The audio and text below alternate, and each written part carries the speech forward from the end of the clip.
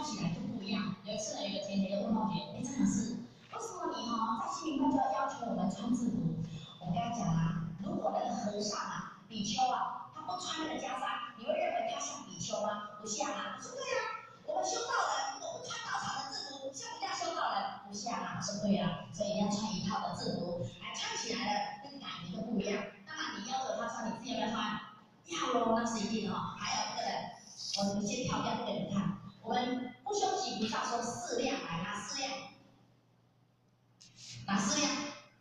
头发量，还有呢，鞋子量很不错，还有呢，脸要亮，还有呢，我多了一个，还有一个亮，衣服要亮，对，头发亮，脸要亮，其实牙齿要亮，衣服要亮，鞋子要亮，这个四亮是一定要的哈。所以呢，你看有时候呢，有一次同学去一个地方办活动，就刚好那个服务组组长呢，可能是刚好环境上很累，他那个头还是说他烫了头发，我觉得不知道，很像那个鸟巢有没有？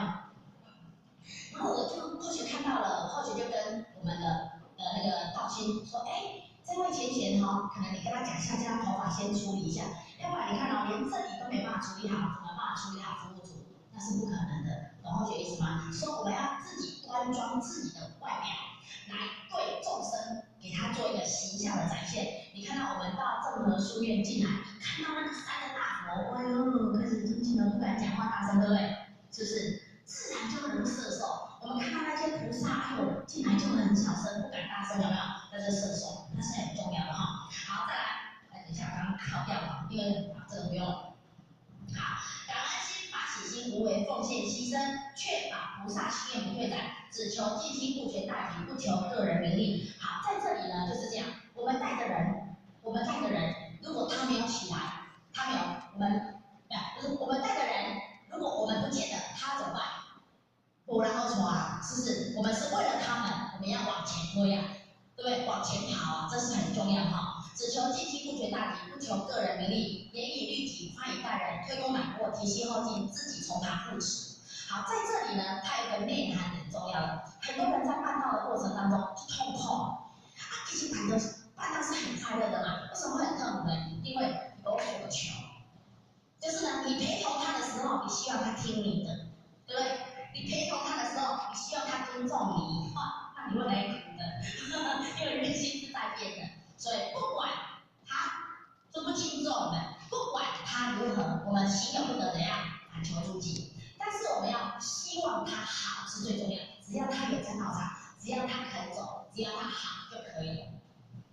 那么，后学在我们道场上呢，有发生一件事情，也是实战的经验跟大家分享。我们有一个前贤他非常的优秀，他在带那个团队的时候呢，他是非常好。可是，在带团队的时候呢，他就只有公的，没有私的。什么叫公的呢？其实做公的是对的，我们没有不支持他，非常支持他。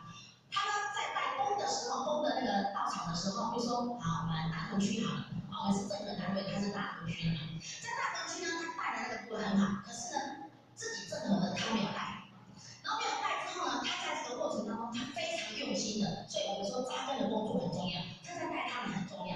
后学就刚刚看你班，我就跟他讲，我说，讲师，我们照顾公的一定要公下有私，何了你口才很好，能力很好，照顾好。那呢，你要安排，还要再照顾我们的人，也要放在里面，这样子的一起运作。因为在可能2年后、3年后、10年后，这些被你栽培的人都回到自己的系列去发挥了。你们相不相信？一定要回去，人才大家都喜欢用吗？点传是永远人才不够用啊，一定会回去的。我说你一定要这样栽培才可以。然后呢，经过一段时间，后续再看还是没有，他认为张讲师，我认为没有必要，只要把公的带好就好了。他说后续太就是分别心，他是没有错，他的概念后续可以接受，只是后续认为他不了解后续在跟他说什么这样。他说你行会分啊，他们其实都是老师的后续，为什么要分？我说天哪！后续呢一听之后，他说的也没有错，后续没讲话。经过了半年之后、1年之后，我依然看还是如此。有一天后续就跟他长谈，后续跟他讲，后续跟你说，如果你这样子带下去你10年你底下都是空的，你找不出一个组长可以配合你。然后呢，他就笑一笑。但是我们是因为后学是他的前贤，所以讲话会比较深度一点，比较重一点点但是他那个小孩子是很乖的，是没什么问题。结果呢，经过了10年之后呢，真的公布10年了，后学找他干。我说你有没有看看？你记得在10年前，后学曾经跟你说过，如果你继续这样干的话，10年后你是空的。他跟后学讲，他就吓到了，为什么？因为他真的就剩下他一个主宰，他旁边没有人，真的没有。然后呢，所以呢，那时候呢，后学就跟他分享，我说你如果愿意，你安排一个人进来，你1年带1个，10年你就带10个，你绝对有人。然后呢，才会开始呢，后学跟他讲，为什么你功能喊一喊啊，画完了我照料料，可是呢，你要照顾自己的人，照顾自己的小孩，你要回家、回迁、回幼呢，对吧？因为这是练讲。可是呢，就像一样，后学来到我们正和书院，我来这里，大家乐的一边啊，拍手，后学是坦克嘞，我走了，正和不是后学的嘞，是不是？对不对？一样的。如果到后学的家里，客人来了，我要送网银，还要接待，要拖地，他们走，要洗马桶，对不对？给他们吃，家是谁的？后学的啊，后学是坛主啊，是不是？所以坛主跟坛客当然是不一样啊。同样的，你照顾公的，那前都会照顾嘛，你只不是一个组织带领者而已，你没有爱心在他们上，你只分配工作给他们做，谁在带？他们系的人在带。可是我们自己系列的人也没上来，你没有照顾人嘛，所以最后再培不出人才来。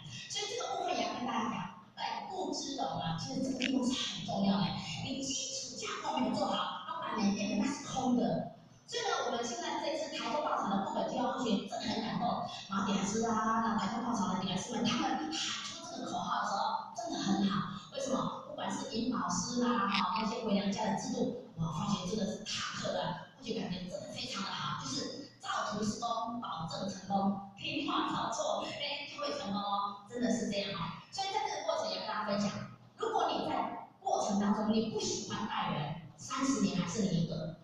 尤其如果说你在这个组做了30年，后面跟你保证你绝对没有爱，就是比较没有办法去照顾人、成全人、分配工作给别人，因为你要把工作给别人做的时候，你到底带这个人，你要给他做的时候，你要吐口水，你知道吗？我有时候他后学那个操词啊，后学跟他教好了哦，把麦克风给他了，他上台讲的时候哦，我就去那个去麦克风，还想跟他抢麦克风，一直吐口水，因为后面没出来那个气氛啊，吐口水，大家要不要吞啊？为什么？他才会成长啊。然后下来才跟他讲，应该怎么做比较好。那后续再跟他补强，这个部分也是很重要。所以你要比他成长，他会成长的。最后呢，我现在他讲到下次后学超时，他很认真听的，他认真做笔记的，他说哦，原来是要这样讲哦，原来要这样介绍给传师哦，他就会进步了哈。所以是很重要的。那自己从旁入池，让道亲有历练行宫了院的机会哈，陪着他，就旁边陪着他就可以，叫做定心丸哈。好，再来诗语，为了修道办道，辛苦消业障，为了帮助别人付出行功积德，这是老师说的。那后续要问大家一个问题：如果这杯水的很脏，